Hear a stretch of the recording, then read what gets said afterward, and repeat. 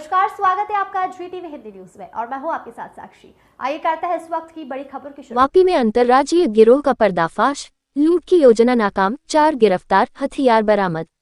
वलसाड जिला पुलिस ने वापी में लूट की बड़ी साजिश को नाकाम करते हुए उत्तर प्रदेश के गैंगस्टर एक्ट में वांटेड अंतर्राज्यीय गिरोह के 4 सदस्यों को दबोच लिया। पुलिस ने उनके कब्जे से 2 पिस्तौल, 1 देशी तमंचा, 10 जिंदा कारतूस और चोरी का सामान बरामद किया। डूंगरा पुलिस थाना क्षेत्र के हरिकृपा अपार्टमेंट के 2 फ्लैट और वापी टाउन के गीतानगर स्थित परिश्रम विलास बिल्डिंग में हुई घरफोड़ चोरी की जांच के दौरान ये गिरोह बेनकाब हुआ। सीसीटीवी फुटेज और तकनीकी जानकारी के आधार पर पुलिस ने कार्रवाई की। डूंगरा पुलिस को मिली सूचना पर पता चला कि आरोपी सलाउद्दीन उर्फ सल्लू उम्र 26 और ग्यासुद्दीन उर्फ गैसू उम्र 38 ने यूपी के नौशाद शोएब खान उम्र 38 व मोहम्मद जावेद उम्र 23 के साथ मिलकर वापी के ज्वेलर्स शोरूम को लूटने की योजना बनाई थी। भारी पुलिस पेट्रोलिंग के कारण उन्होंने योजना बदल दी और बंद फ्लैटों में सेंधमारी कर नकदी, लैपटॉप और सोने चांदी के गहने चोरी कर लिए। चोरी का सामान लेकर 3 आरोपी ट्रेन से यूपी भाग रहे थे, जिन्हें मध्य प्रदेश के मेहर से आरपीएफ की मदद से पकड़ा गया, जबकि सलाउद्दीन वापी से गिरफ्तार हुआ। पूछताछ में पता चला कि हथियार सलाउद्दीन के घर में छिपाए गए थे। आर्म्स एक्ट के तहत भी मामला दर्ज हुआ। पुलिस अधीक्षक युवराज सिंह जाडेजा इप्स के नेतृत्व में वलसाड पुलिस की इस कार्रवाई से शहर में बढ़ती चोरी की वारदातों पर बड़ा प्रहार माना जा रहा है। गत तारीख 21 ऑगस्टना रोज डूंगरा पोलीस स्टेशन ना 2 फ्लेटनी अंदर दिवसनी गरफोड़ थई हती अने एक दिवसे वापी टाउननी अंदर गीतानगर विस्तारमां पण एक गरफोड़ चोरी थई हती अने आ बाबते तात्कालिक गुनो दाखल करवामां આવ્યા હતા। आ जे बंने अनडिटेक्ट गरफोड़ हती एना माटे बंने पोलीस स्टेशननी टीम कार्यरत हती शोधवा माटे।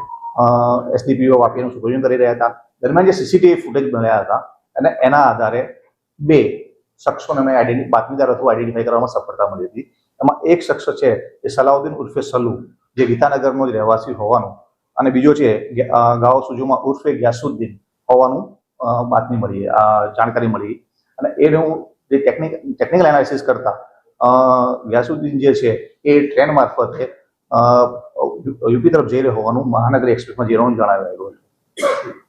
આ દરમિયાન એલસીબીએ તમામ ટીમોનું સંકલન કરી અને આરપીએફનો સંકલનની અંદર આરપીએફ કટની અને આરપીએફ મહેરનો સંપર્ક કરી કોર્ડિનેશન કરી અને તાત્કાલિક ટીમો ડુંગરા પોલીસ સ્ટેશન અને વાપી ટાઉન ટીમો મોકલી અને આરોપીને એમપી ખાતેથી હસ્તગત કરવામાં આવેલા હતા।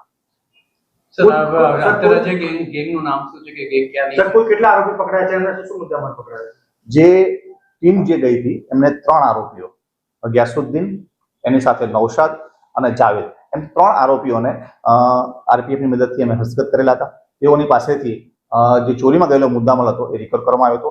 એ દરમિયાન જે સલાઉદ્દીન હતો જે મૂળ વાપીનો રહેવાસી છે તેને પણ હસ્તગત કરવામાં આવ્યો હતો અને 4 આરોપીઓને ઇન્ટ્રોગેશન દરમિયાન વધુ જણાવતા આ લોકો જે હથિયારો સાથે આવેલા હતા તે હથિયારો એમાં 1 દેશી તમંચો, 2 પિસ્ટલ અને 10 જેટલા કારતૂસ છે સલાઉદ્દીનના ઘરેથી રિકવર કરવામાં આવેલા છે। આની પાસે કોઈ ગુનાહિત ઇતિહાસ તો કરાયો? સલાઉદ્દીન છે એ મૂળ ઉત્તર પ્રદેશના સુલતાનપુરનો હતો અને છેલ્લા 15 વર્ષથી વાપી ટાઉનમાં રહી અને રિક્ષા ચલાવવાનો ધંધો કરી રહ્યો છે। જે ગ્યાસુદ્દીન ઉર્ફે ગાવસુજોમાં છે તે તેના ગામનો અને તેનો કૌટુંબિક સગો થાય છે અને તે મુંબઈની અંદર ડેકોરેશનનું કામગીરી કરી રહી છે। સલાઉદ્દીન અને ગ્યાસુદ્દીને વાપીની અંદર કોઈ જ્વેલર્સમાં લૂંટ કરવાના ઈરાદે એકબીજાનો સંપર્ક કરે છે અને ગ્યાસુદ્દીને છે એ પોતાના ઓળખીતા બંને યુપીમાંથી આઝમગઢમાંથી નૌશાદ અને મોહમ્મદ જાવેદને બોલાવવામાં આવે છે। તમામ લોકો મુંબઈ ભેગા થાય છે। મુંબઈથી વાપીમાં આવી અને સલાઉદ્દીનના ઘરે રોકાય છે। બીજે દિવસ સવારે એ લોકો વાપી ટાઉન વિસ્તારની અંદર જ્વેલર્સ શોરૂમ પર જાય છે અને લૂંટ કરવાના ઈરાદે જાય છે, પરંતુ ત્યાં પોલીસ પેટ્રોલિંગ અને સ્થાનિક જે જ્વેલર્સની સિક્યુરિટી જોઈ અને લૂંટનો પ્લાન છે મોકૂફ રાખે છે અને પછી ત્યારબાદ અહીંયા આવ્યા હતા એટલે ઘરફોડ ચોરી અને અંજામ આપી અને પરત મુંબઈ ખાનગી વાહન મારફતે પહોંચી જાય છે અને ત્યાંથી એ લોકો પરત યુપી તરફ જઈ રહ્યા હોય ત્યારે પોલીસ દ્વારા હસ્તગત કરવામાં આવે છે। સર આ લોકો પર કોઈ બીજા આરોપ પણ છે કે નહીં? જે આરોપી જે છે ગાવસુજમાં ઉર્ફે ગ્યાસુદ્દીન એની વિરુદ્ધ ઉત્તર પ્રદેશની અંદર ખૂન, ખૂનની કોશિશ, લૂંટ અને આર્મ્સ એક્ટ હેઠળના ગુના નોંધાયેલા છે. આ ઉપરાંત તેની વિરુદ્ધ ઉત્તર પ્રદેશ રાજ્ય ગેંગસ્ટર એક્ટ મુજબ પણ ગુનો નોંધાયેલો છે તથા પોલીસ સાથેની અથડામણમાં એને પગમાં ગોળી વાગ્યાનું પણ એને હકીકત જણાવેલ છે. આ ઉપરાંત જે બીજો આરોપી જે છે નૌશાદ શોએબ ખાન, એની ઉપર પણ ઉત્તર પ્રદેશ અને મહારાષ્ટ્રની અંદર ખૂનની કોશિશ, આર્મ્સ એક્ટ અને ઘરફોડ ચોરીના ગુના નોંધાયા છે. આ ઉપરાંત એ ઉત્તર પ્રદેશની અંદર જયસિંહપુર પોલીસ સ્ટેશનની અંદર જે ગેંગસ્ટર એક્ટ મુજબ જે ગુનો નોંધાયો છે એમાં આજની તારીખે વોન્ટેડ છે.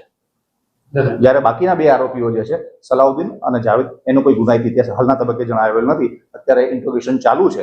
અને दुनिया की तमाम खबरों के लिए देखते रहिए जी टीवी हिंदी न्यूज. चैनल को लाइक करें, शेयर करें और सब्सक्राइब करें.